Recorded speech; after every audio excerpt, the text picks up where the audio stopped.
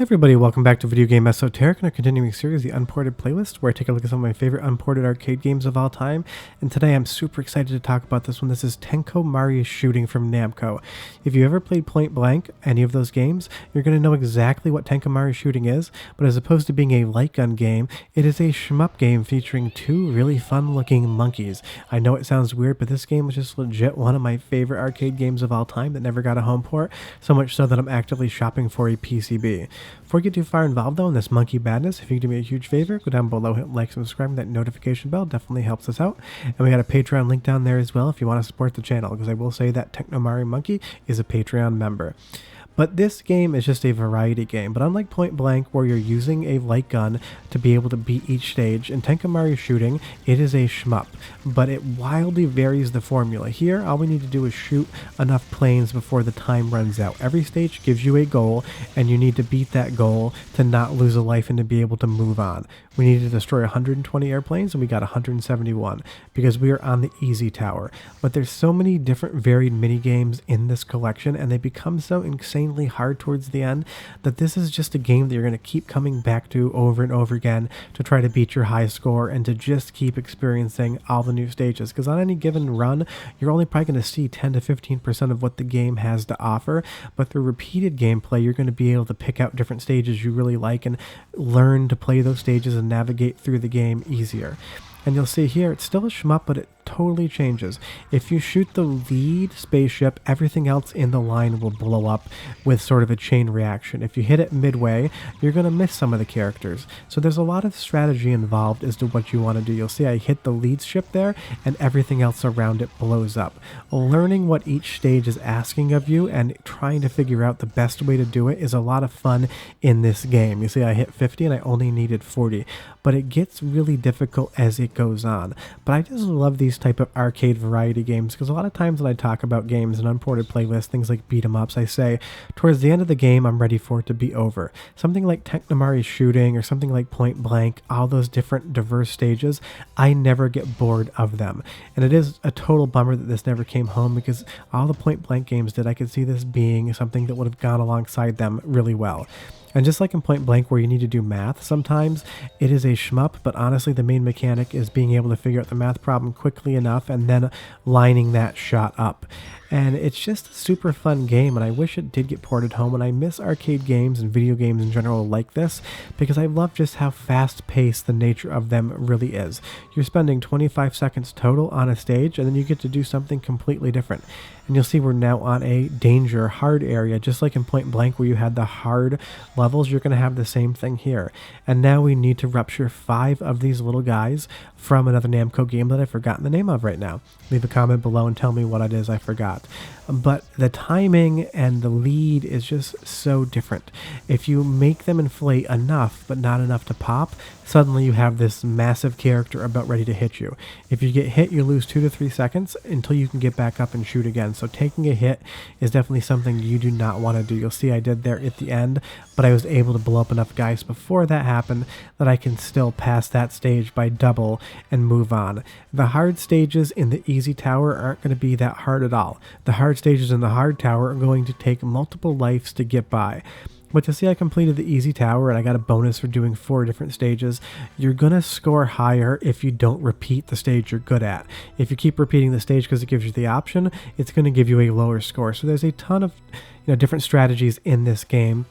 And you'll see here that we didn't save our little monkey brother, so we need to go on to the medium course to compete there as well. This game just has a ton of replayability, and it has a ton of individual different types of stages as well, because now what we're going to need to do is serve sushi to the sushi chef. Still the same shmup mechanic, but what it's going to make you do is time your shots, and there's a lot of lead in here.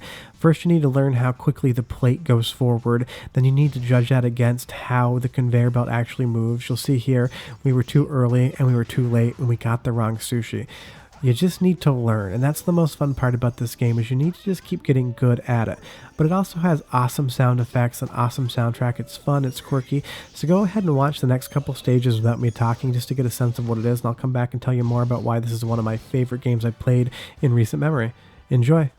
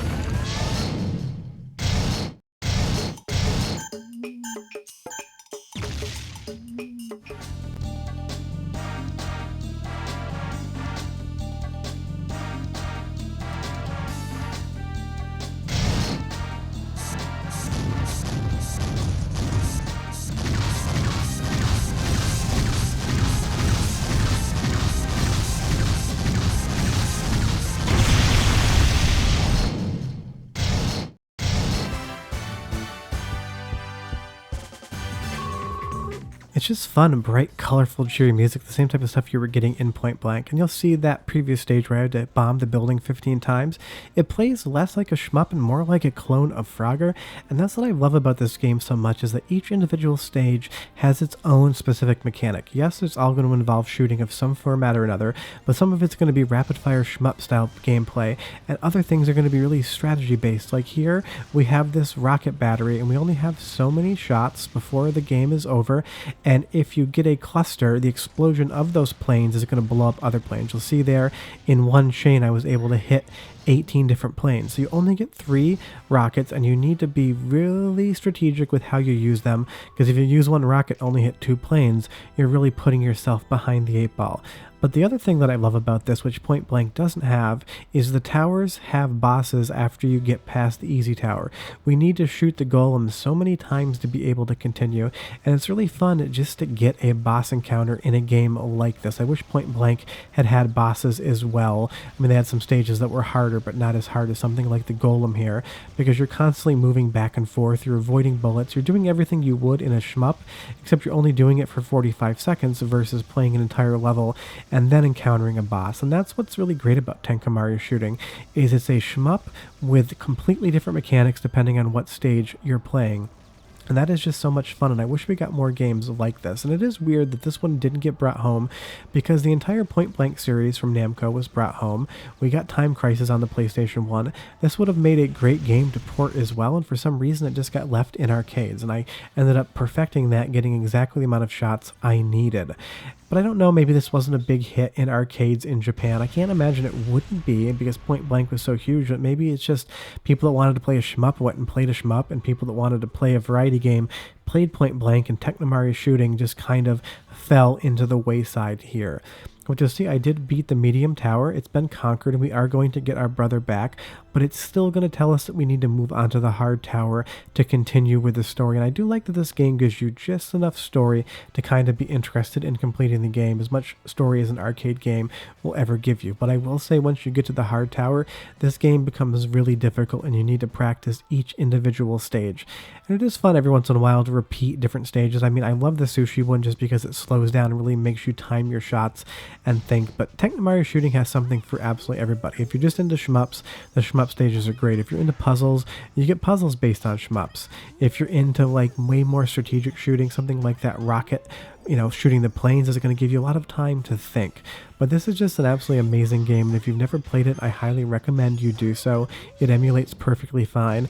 It looks like the arcade PCB is around $400 if you want to buy it. I'm trying to see if I can get it a little bit cheaper, but this is 100% a game I will add to my PCB collection, put it in a cab, hook it up to a super gun, and play. And the great thing is, you have multiple players as well. You can play this as a 2-player game, and it becomes even more fun.